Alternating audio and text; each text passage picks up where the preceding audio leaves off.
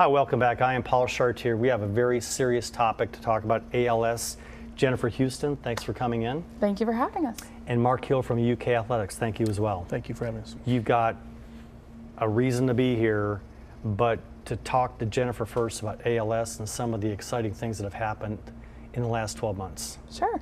So first off, just a little bit about ALS for those that are not familiar with it. ALS is a neurodegenerative disease. It basically affects the motor neurons that communicate from the brain to the spine to the muscles. And what happens is those motor neurons actually die and they stop firing. So the muscles themselves begin to atrophy. And an ALS patient will begin to lose their ability to control those muscles because the muscles will actually die themselves. So their mind is okay. Yes. But they're just watching their body non-function anymore. Absolutely. So it only affects the voluntary muscles. So you think of all the things that you move, your hands, your feet, your legs, your arms. You control your breathing. You control what you eat. Those are the muscles that are being affected. So eventually an ALS patient will lose their ability to swallow, lose their ability to eat their own food, lose their ability to control their breathing. So they will require equipment to help assist in doing that, to continue their life and improve their quality of life. But amongst all of this, their brain function is still the same. They're able to hear fine. So you may look at a person with ALS and they may be in a hospital bed, unable to move, but they can hear everything you're saying. They are able to understand everything you're saying. They're just trapped not in their able own to body. communicate it.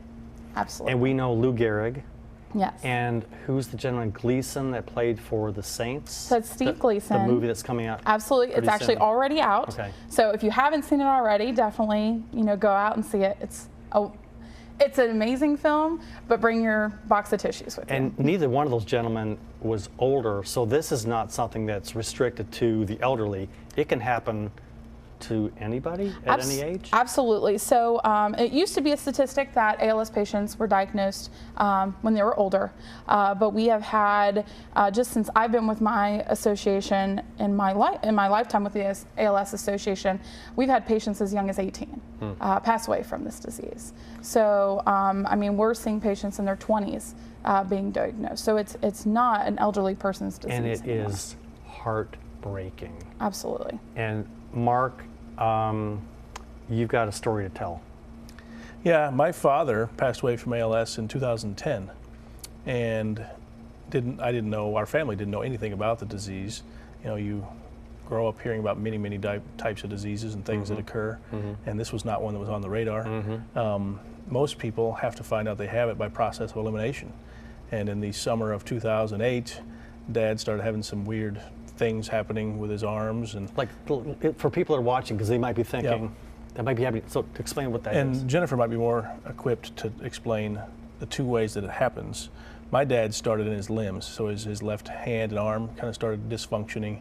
Then they start ruling out pinched nerves in the shoulder and the neck and possible stroke and things like that. And over the course of 4 or 5 months, he was able to get diagnosed with ALS, which gives you a little bit of relief. You know what you're dealing with, but then you also know the outcome is never good in this situation. There's no coming back. Correct. Yeah. For now. Correct. For now. Right. And we'll loop back to that in a minute. But this ridiculous ice bucket challenge that we saw videos on YouTube and Facebook. Including yours. A couple years ago. Yes. The stupid videos. As a result of all that money raised, what has happened? Absolutely. So in 2014, that is really when the Ice Bucket Challenge gained momentum. It was started by Pete Frates and Pat Quinn, who were both ALS patients. It started with a friendly challenge back and forth, and once a baseball team got challenged, and that elevated to the majors, that basically it obviously just catapulted from there. The word viral Absolutely, absolutely. Yeah. So from that, the ALS Association received about $115 million, which was just insane. Like the Facebook has a definition for what happened, and they're like, it's never going to be able to be repeated, and so it's just so neat to be a part of that history. But most importantly, out of that $115 million, $77 million of that was directly invested in research projects. That goes as far as research projects for gene research, for drug research, etc. out of that $77 million, it actually funded over 150 current research projects that were being done for ALS. And I know I'm kind of going down the pyramid here, but out of that 150 research projects, they were actually able to, which is actually something that has been in the news lately, is the NEC1 gene. This is on the high list of most common genes now found in ALS patients. The funding of that program through Project Mind would never have happened without the funding of the Ice Bucket Challenge to the ALS Association and the partnership that we have with them. What this means, for people who don't know, is this means that we've identified a gene that we can now tailor a drug or treatment around. The other exciting part of that is we had already identified 2 genes going into the Ice Bucket Challenge. Due to the funding we received from the Ice Bucket Challenge, we were able to fund 2 projects of, I believe it's called an antisense drug, that is targeted around 2 of those genes that have already been identified. One of those is going into patient drug trials this year.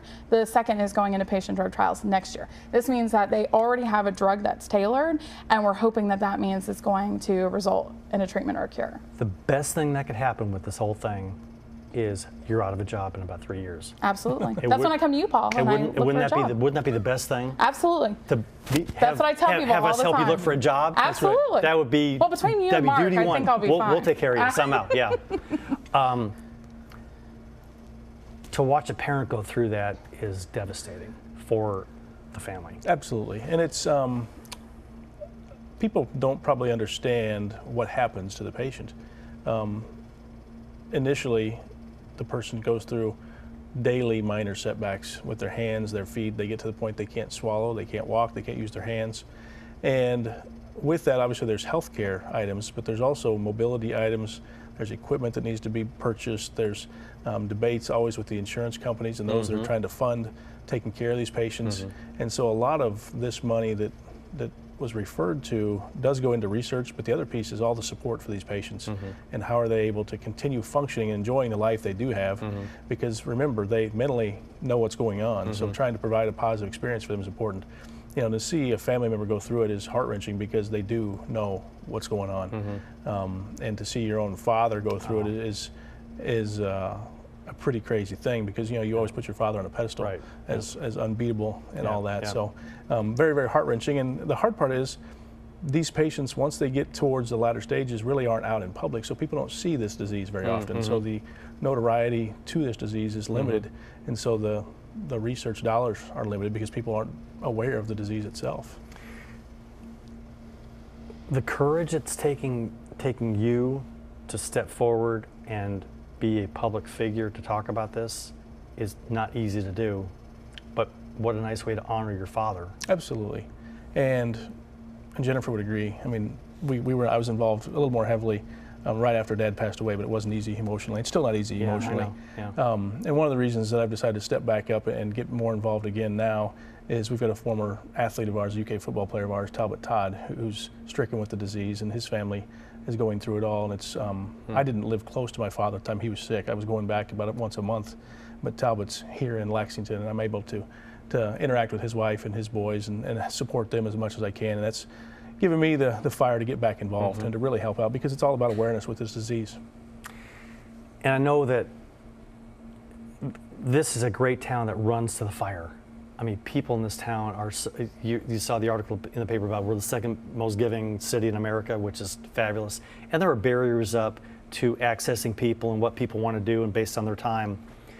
But when you've got passion and you see what something devastating has done to, for example, your father, you have no barriers. No. You will run through the wall to do whatever it takes to raise money to eradicate this disease. Absolutely, and actually one thing he didn't mention is that him and Talbot have both graciously accepted the co-chair position of this year's Lexington Walk to Defeat. And let's talk about that event. Okay, so the Lexington Walk to Defeat, the Walk to Defeat ALS walk is actually our highest grossing revenue producing event that we have.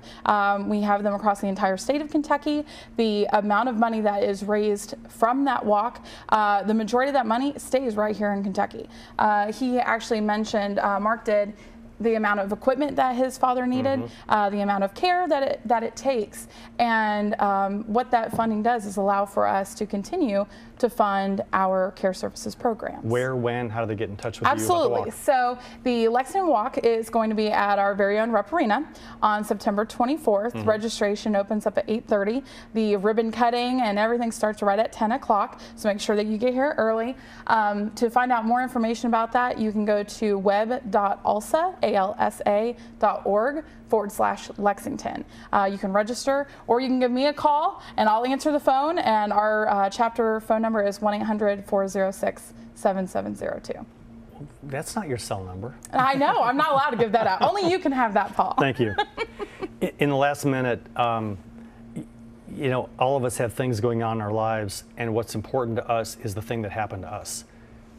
Talk to the folks about why they should get involved in the walk and how crucial it is for them to participate in the walk and donating to ALS.